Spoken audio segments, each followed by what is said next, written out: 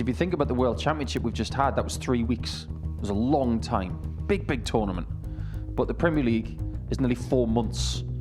Played a bit too much in 2025. Found himself a little bit wanting. If you don't take those breaks, by the end of the Premier League, you're going to be cooked. But considering the year he's just had, it's one of the best years we've ever seen and will ever see in PDC darts.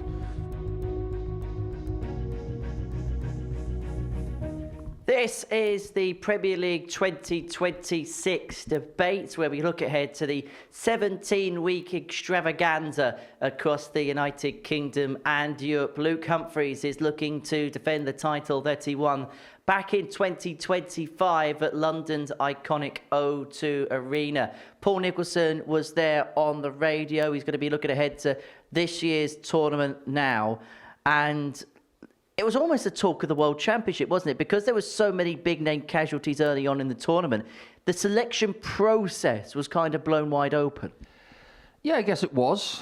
It is a bit puzzling that an unranked tournament seems to garner so many headlines, because when you're in the midst of the biggest tournament that's ever been staged by the Professional Darts Corporation, you have players and people within the media saying, look, what's going to happen with the next tournament? We are obsessed in this sport with what's next. But what about now? That's what I was talking about with Johnny Clayton and some others. And maybe people who were eliminated from the tournament, they were talking about the Premier League. But even people who were still in the tournament were saying, well, what about my Premier League spot? I think sometimes we get carried away with Premier League talk when a tournament is still alive. But now that the tournament is over, as in the World, it is time to talk about the Premier League. However, has that been magnified over the last few years because of the new interest, the new eyes on the sport? Some of the new broadcasts that are coming to play, some of the new people that got involved with the sport, they've almost put the Premier League on this same equalish footing as the World Championship. So as a consequence, is it no surprise that Premier League talk during the World Championship becomes more hand in hand now? I think it's just a conversation that people are used to having in December and early January. But because it's such a massive exposure for players, for agents, for media, that's why it gains a lot of traction. Because if you think about the World Championship we've just had, that was 3 weeks. It was a long time. Big tournament. But the Premier League is nearly 4 months. So when you think about sponsorship deals and possible exposure, and of course a big prize pool to get your hands on and to go on this incredible tour, that's why it gets the headlines that it does. But it's not just the Premier League. If you think about people in European Tour events in the autumn, they were talking about, am I getting in the World Grand Prix? Am I getting in the Grand Slam? We are obsessed with that statement. I think we need to be a bit more now-centric. We should focus on what we're doing now, winning what we're in, as opposed to winning something to get into something else. We will look at the 8 in a minute, but I want to get what your 8 would have been if you were the selector. Top 4, Littler, Humphries, Van Veen, MVG. I changed mine many times. I did have Van Veen as a wild card before he made the top 4. I didn't have Gerwen Price in. I just thought, because of his ranking slipping outside of the top 10, I thought that maybe he would miss out and possibly somebody else would get that last spot, like Nathan Aspinall. But as for others, it was very subjective. I did have Stephen Bunting in, only just. And then you've got a couple of others in there who are already in the tournament. So mine was fairly similar to who was actually picked. Right, let's look at the 8. Now, Stephen Bunting was actually the one that when the lineup was announced that there was perhaps question marks over. I know 1 or 2 other pundits in the media had question marks over his selection. In terms of the 8, how many of them do you think universally are, yes, you can absolutely agree with that? Probably 6. I've said that I didn't have Price in, but that was a very close call. If it wasn't Price, it was going to be Aspinall for me.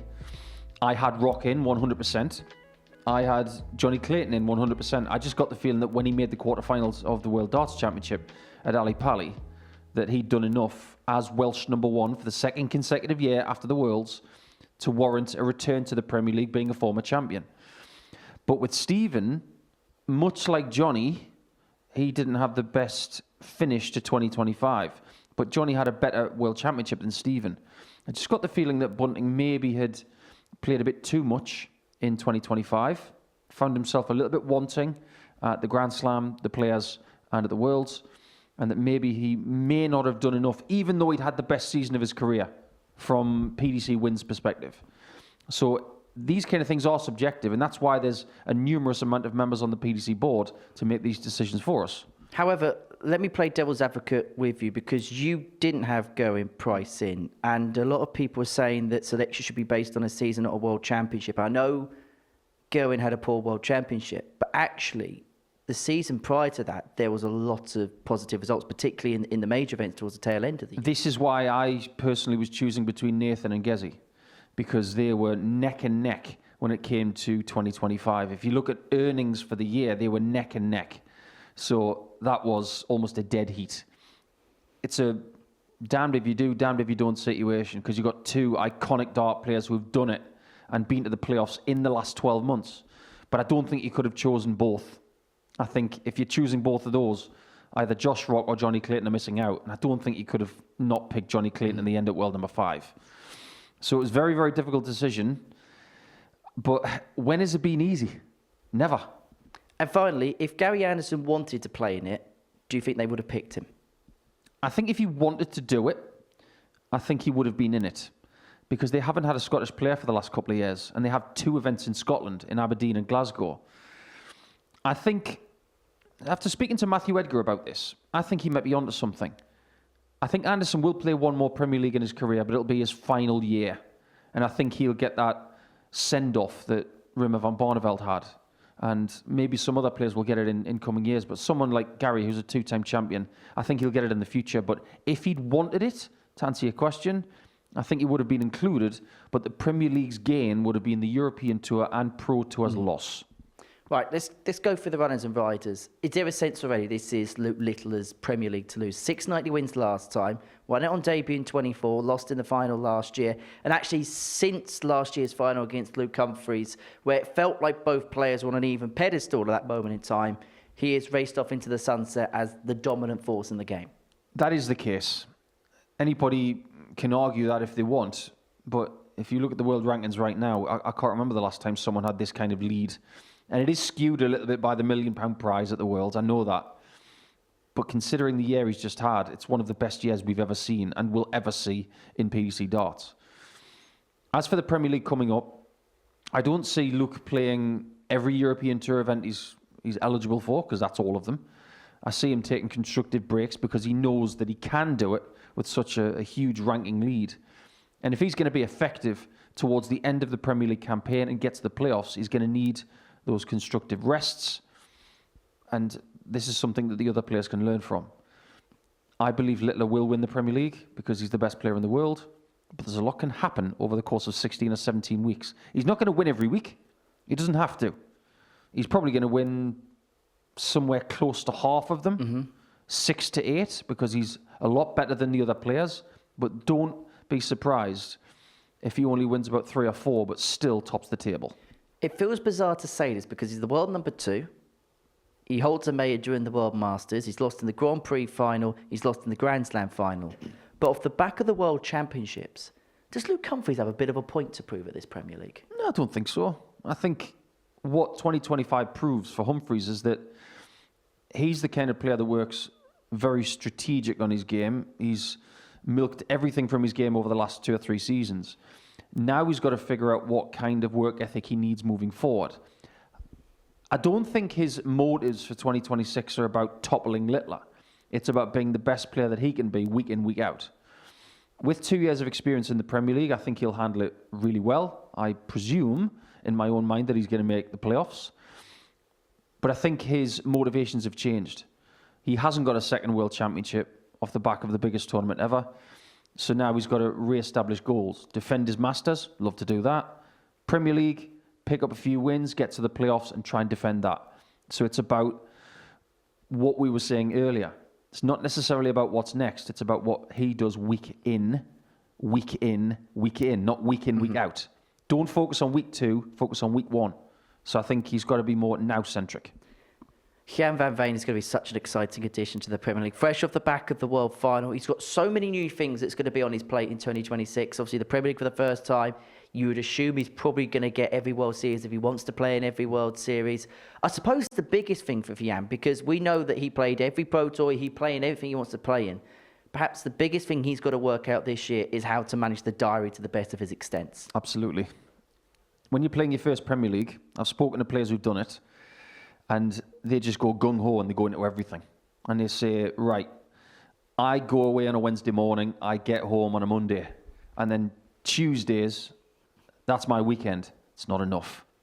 Because on Tuesdays, you're going to need to do additional bits of media and social media and things like that. If you don't take those breaks, by the end of the Premier League, you're going to be cooked.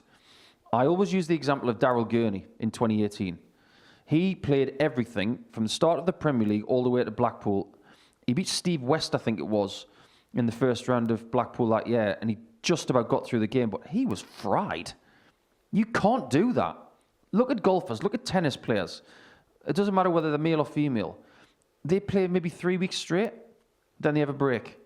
Then they play another spell and have a break. Dart players have got to start doing this. And the PDC are not going to take events away from the calendar. They're going to keep adding them, because there will come a time where there will be a tournament every single week throughout the year, and you can't play everything. If you do, you are not going to survive the course. Where would you say Michael van Gerwen is at this present moment in time? I'm not even sure Michael knows. Come the start of the Premier League, I think he's maybe the one under the most pressure with Stephen Bunting. That's because of his legacy. If he stopped playing darts right now, his legacy is amazing because of what he's achieved. What does Michael want to achieve moving forward? That's the question hovering in the air. We all know that if he applies himself, he's shown recently with his second round match at the Worlds that there's a great player still in there. But can he do it week in, week out? We're about to find out. We speak about players that are ready for the Premier League, the ones that are exciting, that put on a show, they're fast, they're eccentric. Josh Rock just ticks every single box, doesn't he? He's perfect for this tournament. That's why he's in this tournament, because he's ready. They could have put him in earlier than this as a bit of a wild card or a bit of a rolling of the dice, because they know that Rock is the kind of player they want.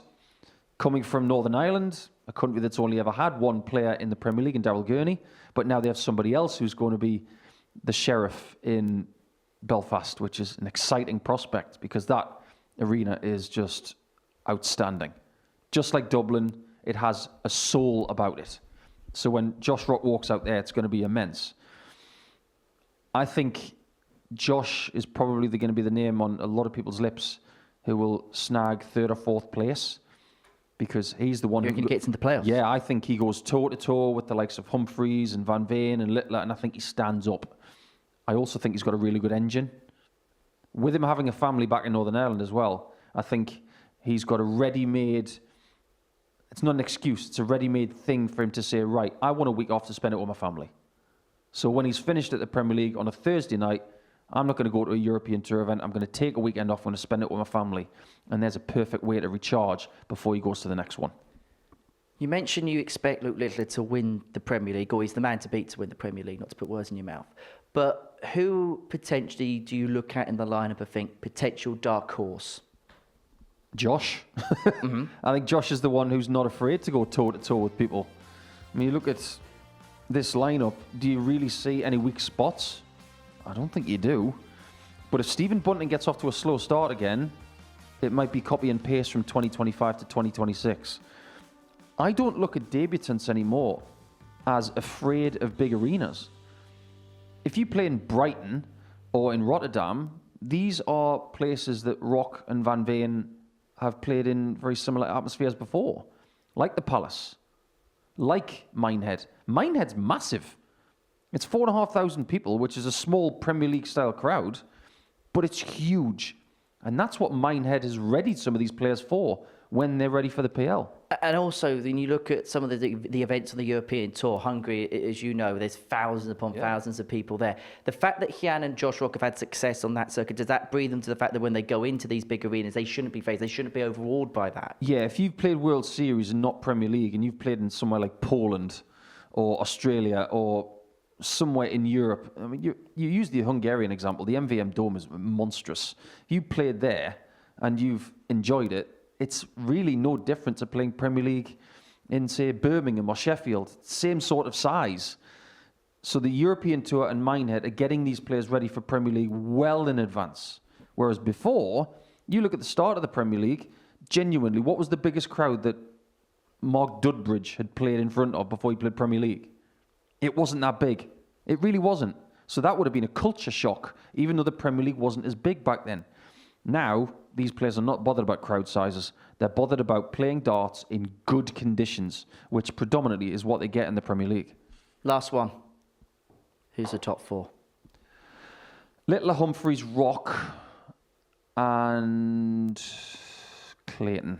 Do you know what? I was going to mention Clayton because I think he could be the one that goes under the radar. And that could have been a debate, but you're fairly confident in that. I am fairly confident in what Johnny does because I don't think Johnny shoulders the pressure whilst in the Premier League. I think he shoulders the pressure when he's not in the Premier League. But now that he's there, I think he'll have this collective sigh of relief. Okay, I'm back. I'm the former champion. And if he's done it before, he can get to the playoffs again. It's not the first time. It's not the second time. Could be the third. Right, the Premier League gets underway on Thursday, February the 5th at Newcastle's Utilita Arena.